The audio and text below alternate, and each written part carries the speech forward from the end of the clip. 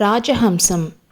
நரசிம்மர் வெட்கப்பட்டதை பார்த்து மகேந்திரவர்ம சக்கரவர்த்தி அவர்கிட்ட, நரசிம்மா, ஆயனர் வீட்டுக்கு போனால் அங்கே இருக்கிற சிற்ப சித்திரங்களை பார்த்து எல்லோருமே மெய்மறந்து போகிறது இயற்கை தான்.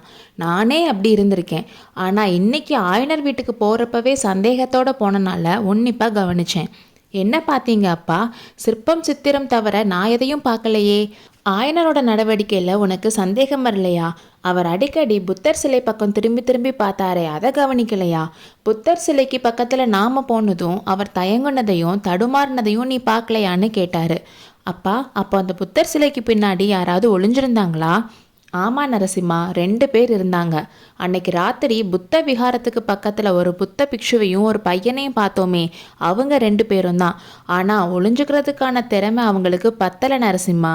உங்களுக்கு 3வது கண் இருக்குன்னு அவங்களுக்கு எப்படி தெரியுமப்பா? ஆயனர் வீட்டில் என்ன இவ்வளோ நேரம் இருக்கீங்களேன்னு ஆச்சரியப்பட்டேன். அதுக்கு இப்போதான் காரணம் தெரியுது. அப்பா, நான் ஆயனர் வீட்டுக்கு மறுபடியும் போயிட்டு வரவா? எதுக்கு நரசிம்மா? அவனை பார்த்து இந்த வேலை கொடுக்கணும். புத்த பிக்ஷுவோட இருக்கிறவன் தான் இந்த வேலுக்கு சொந்தக்காரன்னு அன்னைக்கு சொன்னீங்கல்ல? ஆமாம், அன்னைக்கு சும்மா கெஸ் பண்ணேன். இன்னைக்கு உறுதியாயிடுச்சு. ஆனால் அவனுக்கு இனிமேல் இந்த வேல் தேவையில்லை. பரஞ்சோதி சிற்பக்கலை கற்றுக்க போகிறான். இந்த வேலை ஆயுத படகுல பழைய வேலோட போற்று. பரஞ்சோதி எவ்வளோ அழகான பெயர். அவனை பற்றி என்னெல்லாம் ஆசைப்பட்டேன். அவனை என்னோட நண்பனாக்கிக்க ஆசைப்பட்டேன். அது நிறைவேறாதுன்னு நான் சொல்லலையே. எப்படி நிறைவேறும்? நம்ம பகைவர்களோட ஒற்றர்கள்கிட்ட எப்படி நண்பனாக முடியும்? அவனை நான் ஒற்றன்னு சொல்லலையே. பின்ன எதுக்கு அவன் ஒளிஞ்சுக்கிட்டான்? அந்த பிக்ஷு அவனை வச்சு ஏதோ சூழ்ச்சி செய்ய பார்க்குறான். வாதாபியோட ஒற்றன் தான் அந்த பிக்ஷுன்னு சந்தேகப்படுறேன். அப்பா, அன்னைக்கு ராத்திரி அவனை பார்த்தப்பவே சந்தேகப்பட்டீங்க. ஆனால் ஏன் அவனை உடனே சிறையில் அடைக்கலை? வெளியே விட்டு ஏன் வேடிக்கை பார்க்குறீங்க? அன்னைக்கு சிறையில் போட்டிருந்தா பல்லவ சாம்ராஜ்யத்துக்கு வரப்போகிற பெரிய ஆபத்து பற்றி எனக்கு தெரியாமல் போயிருக்கும். ஆமாம் நரசிம்மா, அவங்க 2 பேரையும் அன்னைக்கு ராத்திரி பார்த்தோம். ஆனால் அடுத்த நாள் காலையில் அவங்கள விஹாரத்தில் காணோம். ஆனால் எந்த கோட்டை வாசல் வழியாகவும் வெளியே போகலை.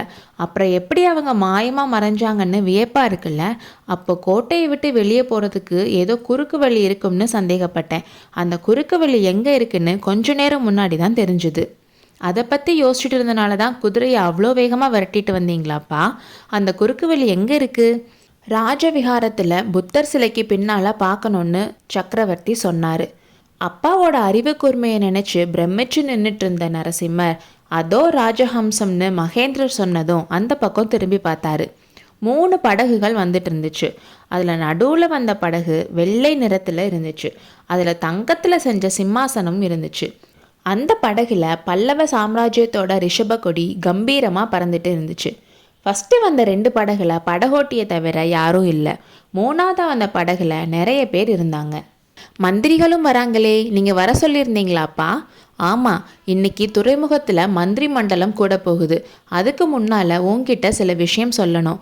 அது மட்டும் இல்லை, உன்கிட்ட ஒரு வாக்குறுதியும் கேட்க போகிறேன்னு சொன்னார். நரசிம்மருக்கு தூக்குவாரி போட்டுருச்சு. அவரோட மனசை கொள்ளை கொண்ட சிவகாமி குளக்கரையில் வாக்குறுதி வாங்கி கொஞ்சம் நேரம் கூட ஆகலை. அதுக்குள்ள அவரோட அப்பாவும் கேட்குறாரு. இப்படி அவர் யோசிச்சுட்டு இருக்கும்போதே அந்த படகுகள் 3ம் அவர்கள் இருந்த இடத்தை நெருங்கின. அடுத்த அத்தியாயத்தில் சந்திப்போம்.